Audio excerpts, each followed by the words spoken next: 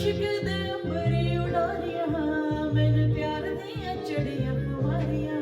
ओ लावा इश्क दे ओ लावा बाज समेट कायनात मैं दसा किलो किलो इश्क दी बात मैं दसा किलो किलो इश्क दी बात मैं ओ रंग फुल्लां दा भी होर गूढ़ा हो गया फुल्लां दा भी होर गूढ़ा हो गया पानी प्यार वाला पत्तियां नूं धो गया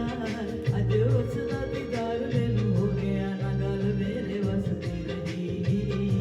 ना गल मेरे वस दी रही किसे ऐसियां निगाहां मैनूं तकिया ऐसियां निगाहां मैनूं तकिया चाहुंदे होए भी ना दिल रुक सकिया गया प्यार इश्क दे विच रखिया ना गल मेरे वस दी रही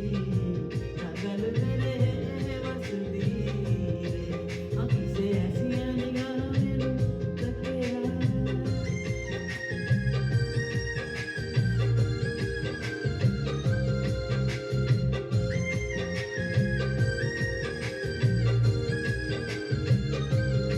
ओ बड़ी लंबी कहानी मेरे प्यार दी आवे संग जदों शीशा मेरे हार दी ओ बड़ी लंबी कहानी मेरे प्यार दी आवे संग जदों शीशा मेरे हार दी आवे संग जदों शीशा मेरे हार दी अख लाई ना उदों दी कंगी वाई ना लाई ना उदों दी कंगी वाई ना ताही दस हुंदी जांदी विच पाई ना तेरी नैना दी समझ मैनूं आई ना ना गल मेरे बस दी रही ना गल मेरे बस दी रही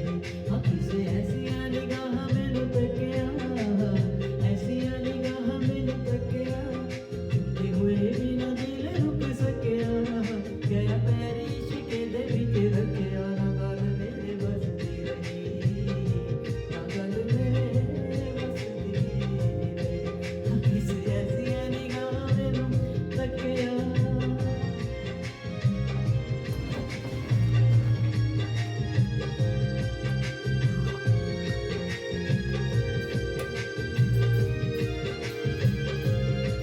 ओदी जिस ते सवली होवे रब दी सच्चे इश्क दी लाग ओनू लगदी ओदी जिस ते सवली होवे रब दी सच्चे इश्क दी लाग ओनू लगदी सच्चे इश्क दी लाग ओनू लगदी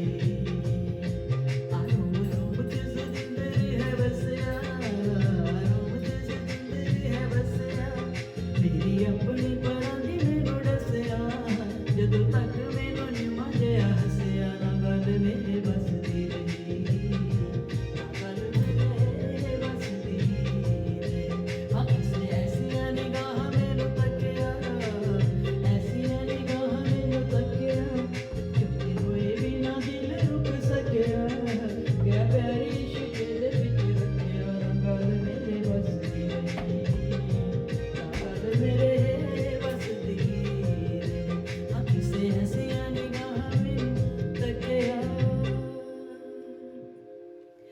ओ बड़ी लंबी कहानी मेरे प्यार दी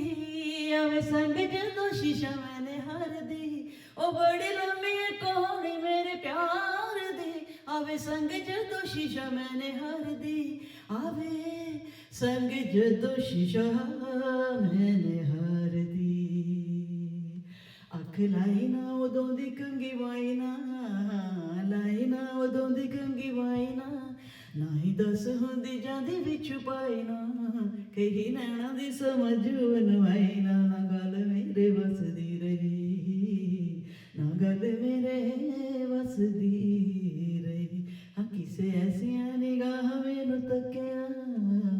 ऐसियां निगाहां मैनूं तकिया चाहुंदे होए भी ना दिल रुक सकिया गया पैर इश्क दे विच रखिया ना गल मेरे वस दी रही ना गल मेरे वस दी रही किसे ऐसियां निगाहां मैनूं तकिया